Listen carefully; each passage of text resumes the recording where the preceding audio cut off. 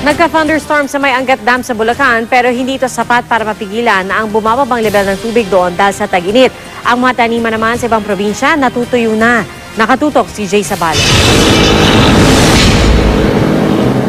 Ganito na ang itsura ng ilang bukirin sa Butuan City. Ang lupa, nagkanda bitak-bitak na.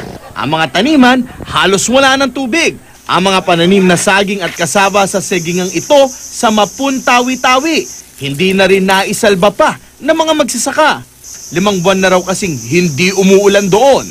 Sa Santiago City sa Isabela, naranasan man ang Agua de Mayo o yung pag-ulan nitong unang araw ng buwan. Sabi ng mga magsasaka, hindi pa rin iyon sapat para maararo nila ang ekta-ektaryang palayan.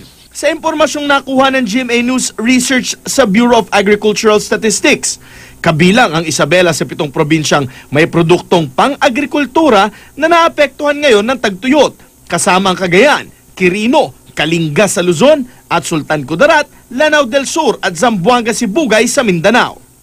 Tinukoy na rin ang Pag-asa ang 7 rehiyon kung saan kakaunti o walang pag-ulang naranasan. Kung umulan man dahil sa thunderstorm, sabi ng Pag-asa Hydrometeorology Division, hindi pa rin ito sapat para pataasin ang level ng tubig sa ilang dam, partikular sa Angat Dam. Sa kanilang tala, kaninang alas 6 ng umaga, nasa 182.61 meters ang water level sa Angat Dam. Malapit nang bumagsak sa 180-meter critical level.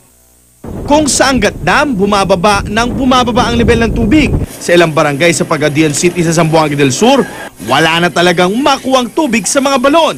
Namomroblema tuloy ang mga residente kung saan nakukuha ng tubig. Ang Pagadian City Water District, laging hindi makapag-supply dahil sa madalas na brownout. Jay Sabale, nakatutok, 24 oras.